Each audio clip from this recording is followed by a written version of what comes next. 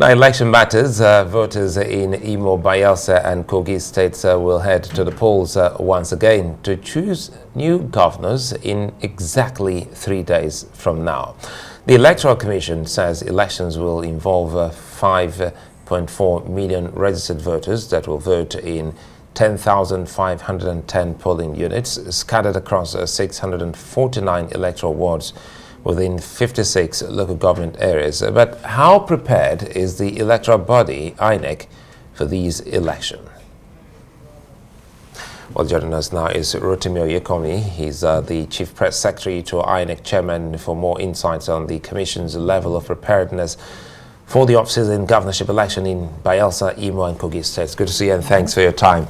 This is one election, I'm talking about the off-cycle election, that INEC has always performed creditably well. But again, the concerns would range from the terrain and materials, how early, because that's the very first start. How much of understanding has INEC got with the terrain of these 3 states to give the assurance that the materials will get there early enough? Thank you very much for having me. It's good to be here. We have been conducting election in the 3 states since 1999. And that gives us an advantage of understanding the terrain. Don't forget, INEC is one institution that has offices in all local government areas in this country, all the states and the FCT. And we have staff, we have electoral officers in all the local governments. And apart from the fact that they conduct elections, they also, conduct assessments, including risk assessments, because when it comes to the issue of security, the electoral officers are involved. Remember, we released the timetable and schedule of activities for this election 1 year ago, and we listed 13 activities. Because election is serious business. Election is not just what takes place on election day. It's a series, a chain of events that starts from the beginning to the end. And of course, we've done 11 out of 13.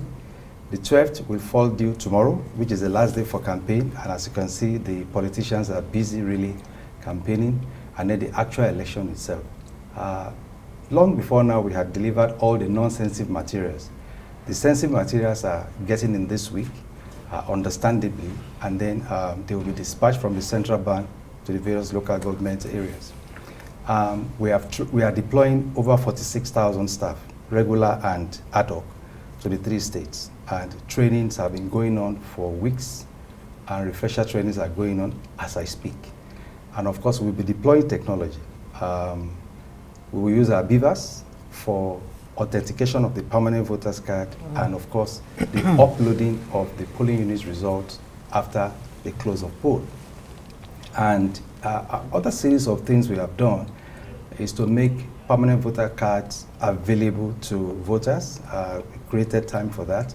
And I'm proud to say that in the 3 states, on the average, more than 95% of the voters have their PVCs with them. And we expect that they will joyfully come out and cast their ballots. There are issues of security. Right, exactly. You're taking it right out of my mouth. But Right. Before we even get to the issue of security and what your concerns are about security, especially, with the pre-election violence that we're already experiencing or seeing in Imo State, Kogi, to some extent, you might say in Bayelsa State. But how different will this election, this off-cycle election, be, from what happened February 25? Before February 25, INEC assured Nigerians that the results will be uploaded, the IRev and all of that. You know where I'm going to. No, I'm coming to that. Yes, so how much confidence are you giving, or should we have in INEC, that you actually keep to your word on the issue of IRev? Now, the truth about IRev is that what happens even to the big tech companies was what happened to us on February 25th. We had a glitch, unexpected and massive, and it took us some hours to fix it. And I have been telling people that the giants like Twitter, now X, Facebook, Instagram, even other platforms, I don't want to waste too much time mentioning too many names. They have meltdowns now and then. And I've had cause not to be able to use WhatsApp for almost 6 to 7 hours at some point. And that's technology for you. Now, the important thing is you fix it, and you fix it well. And of course, on February the 25th, we had that meltdown, we battled with it, and we overcame it, and those results are there. But I think that the challenge with IRev is that some Nigerians had a misconception about the role of IRev. When people talk about transmission of results, they expect electronic collation of results. So what exactly is IRev supposed to solve? And are you saying there's no guarantee? Is it going to be left to INEC's discretion? Like the courts have even said, you know, is it going to be left to your discretion to use IRev to upload results, or what? No, see, let me tell you the genesis behind IRev.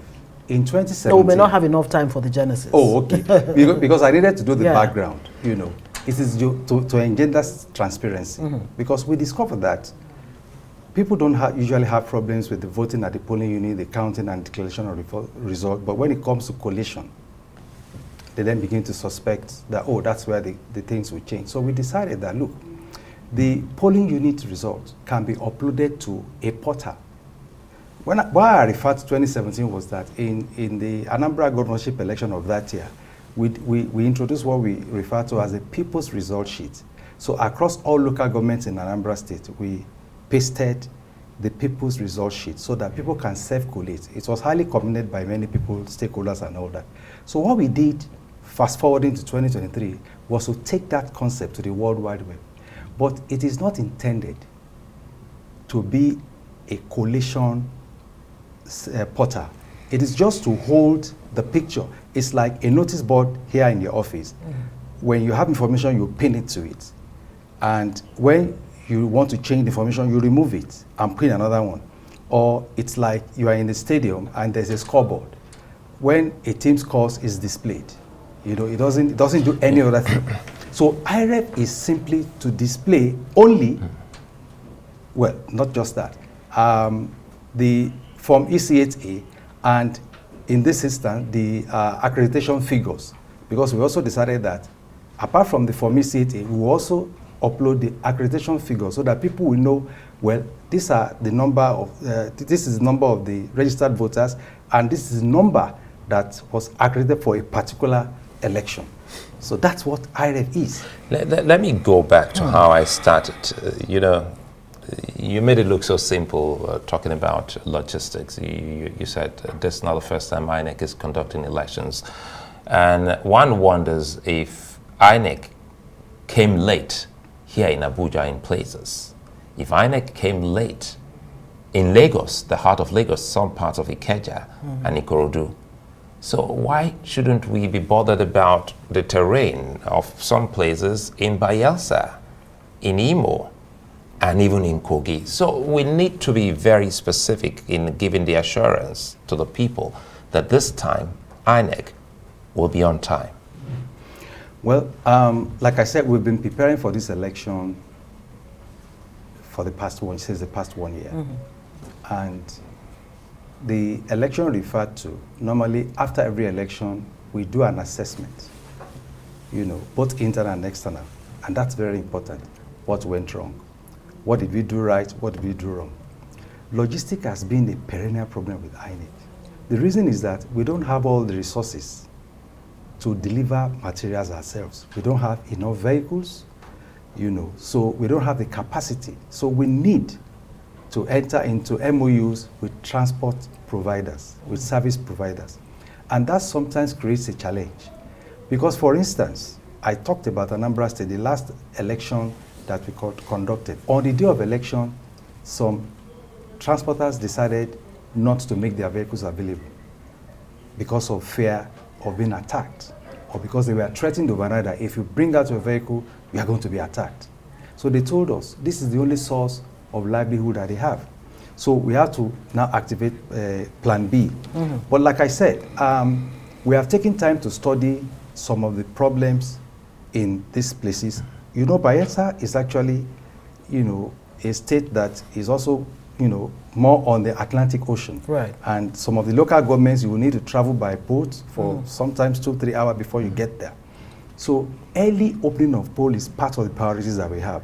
So what we have done is we are going to put our staff close to the polling unit in our racks, a day before the election, so that on the day of election, then they will not be deploying from the local government. They will be deploying from those tracks which are closer, and then to enable us to open our polling units exactly 8:30. Very quickly, before we let you go, I'd like you to, answer frontally the issue of IRev. Are you guaranteeing that IRev will be used? It will be used. Okay. It will be used. Satisfactorily? Yes. To the satisfaction of every Nigerian. Very quickly, I mean, you talked about security earlier. Are there concerns for INEC? Where are those places where you have concerns, and what plans do you have in place to mitigate, against any security threats? And very quickly, the 18 billion naira that's been set aside for INEC to carry out this election. Some Nigerians have been, questioning the sense in that, because INEC had given the impression earlier that the off-cycle elections, the presidential election that happened in February, that all had been paid for. So what exactly, why this 18 billion? What exactly is going to be, financing or funding? Thank you very much. The 18 billion is not just for the elections. In fact, about between 13 and 14 billion of it is going for staff emoluments. Now, there's this peculiar allowance that the federal government approved for federal workers. INEC was not involved. In fact, not just INEC, all the commissions, were on first line charge. We were not included. We couldn't pay our staff when it was done. Then there is the DTA, which the federal government also approved. And then there is a 35,000 naira special allowance that's supposed to cushion the effect of the removal of subsidy. Right. INEC could not pay. So we put the budget together and we went to the Ministry of Finance. And the Ministry of Finance said, look, this has to be appropriated. And then we approached the National Assembly and they accepted our proposal. So between 13 and 14 billion of that 18 billion will actually be paid to our staff, including the arrears. Okay. So it's not all for elections. Great. 30 seconds to address the security concerns. Well, I think that we have expressed our concerns to the security agencies. We had a meeting in the NSS office with security chiefs, and we convey our concerns, including concerns conveyed to us by political parties, and they promised us that they will ensure that the election is free, fair, and credible, and anybody that wants to foment trouble will face the wrath of the law. So we are confident. Rotimi Oyekanmi is Chief Press Secretary to the INEC Chairman. Thank you so much for joining us on News.